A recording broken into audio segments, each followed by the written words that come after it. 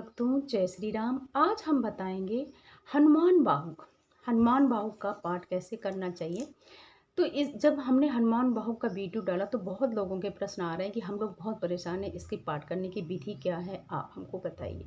तो हम सबसे पहले जान लें कि हनुमान बाहुक की रचना गोस्वामी तुलसीदास जी ने की और क्यों की, ताकि आपको समझ में आ जाएगा। देखिए, गोस्वामी तुलसीदास जी ने रामचरितमानस बहुत से ग्रंथों का लिखा इस संसार के कष्ट दूर करने के लिए। तो कलयुग जैसा इस समय कलयुग का युग है, तो उस कलयुग ने सोचा कि ये सब ऐसे करेंगे, उपाय बता देंगे। जैसे रामचरितमानस की चौपाइयाँ सिद्ध चौपाइयाँ कहलाती हैं। अगर उनका पाठ करे, माला करे तो बहुत सारे दुख दूर हो जाते हैं हम लोगों के। तो उसने सोचा कि अगर ये सब करते रहेंगे तो मेरा प्रभाव कैसे चल पाएगा और सब लोग सदाचारी अच्छे बन जाएँगे। तो उन्होंने गोस्वामी जी, तुलसी जी दास जी के ऊपर अपना प्रभाव जमाना शुरू किया, मतलब उनको रोगी बना दिया।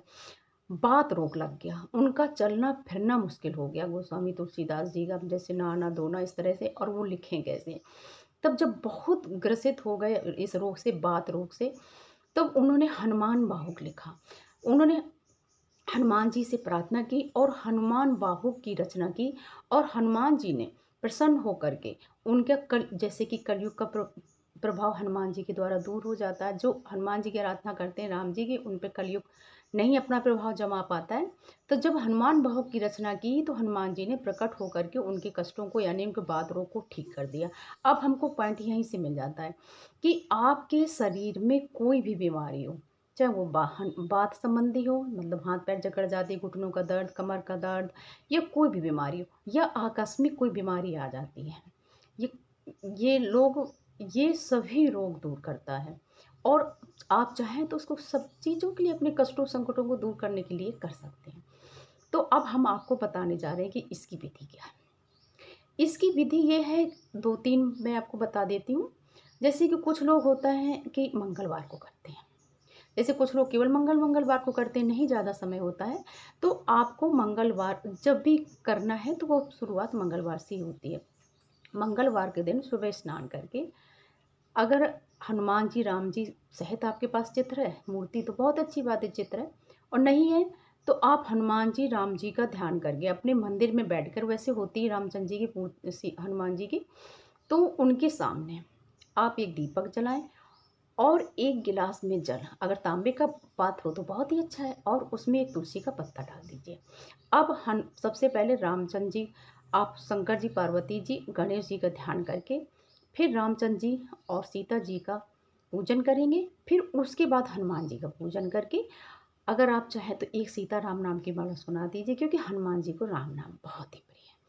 फिर उसके बाद आप हनुमान बाहुक का पाठ करिए, अपनी प्रार्थना करिए, आरती करिए, और उसके बाद वो जो एक गिलास जल आपने तुलसी का पत्ता डाल के रखा था, वो रोगी को पिला दीजिए। इससे होगा कि रोग जो होगा रोगी को, वो ठीक होने लगेगा।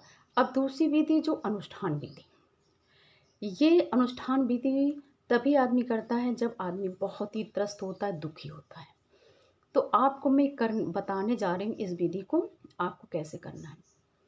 इसका हनुमान बाहुक का पाठ 40 दिन तक करना है, 40 दिन तक लगातार करना है।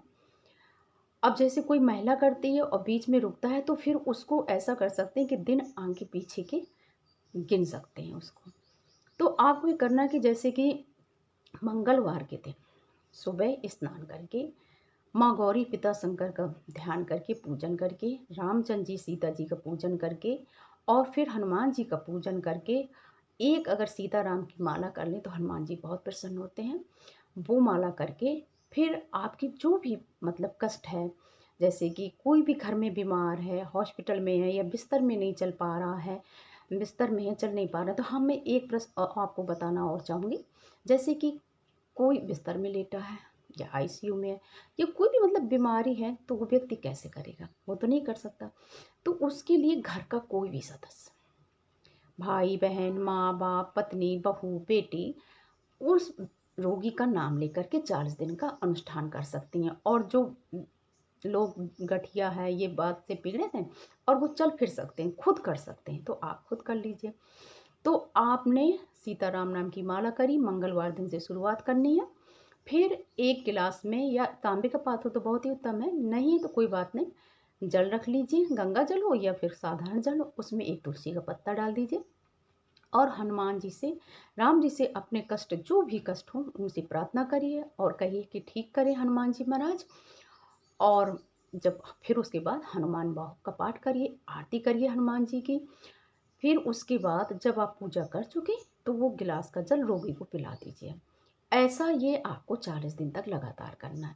40वें दिन तक जल भी पिलाना है रोगी को और हनुमान वाहक का पाठ करना है। और जब 40वां दिन हो तो उस दिन आपके जो प्रसाद चढ़ा सके, चाहे लड्डू हो, केला हो, जो हनुमान जी को प्रिय हो, नहीं होता है तो गुड़ ही चना हनुमान जी को बहुत प्रिय होता है, भोग तो रोज ही लगाएंगे। और 40वें दिन भी उनकी आरती करके फिर अपने कष्टों के शमनार्थ उनसे प्रार्थना करिए और वो भोग फिर अब जल रोगी को पिला दीजिए और भोग घर में वितरित कर दीजिए। सब खाइए। हनुमान जी की कृपा से ये वात संबंधी रोग या शरीर में कोई भी आदि व्याधि हो ठीक हो जाती हैं। परेशान होने की किसी को भी ज़रूरत नहीं है, क्योंकि कल एक भैया ने लिखा, मैं बहुत परेशान हूँ शारीरिक रूप से, तो घबराइए मत। आप हनुमान जी से प्रार्थना कीजिए। और सबसे, हाँ, एक बात मैं और थोड़ा सा कहना चाहूँगी यहाँ पे, कुछ यहाँ पे नियम होते हैं हनुमान बाबा के। अगर आपने 40 दिन का अनुष्ठान किया, नियम ये है कि आपको मांस बंदरा नहीं खाना है, बिल्कुल भी नहीं खाना। यहाँ तक कि 40 दिन तक आप अंडा भी नहीं खाएंगे, शराब नहीं पिएंगे और ब्रह्मचर्य का व्रत का पालन करेंगे सिर्फ 40 दिन तक। अगर आप शारीरिक कष्ट से ग्रसित हैं और ठीक होना चाहते हैं तो ये तो आपको करना पड़ेगा। ये सात्विक भोजन करिए और इसमें प्याज लहसुन का कोई निषेध नहीं है, लेकिन आप मांस, मंद्रा, अंडा और ब्रह्मचर्य व्रत का नियम का पालन करें और हनुमान जी से प्रार्थना करें। बहुत से लोगों के अनुभव बताए हैं, उन्होंने कहा है कि हमारा ये रोग ठीक हो गया, वो ठीक हो गया। तो मैंने आपको ये जानकारी दी। बोलिए जय श्री राम।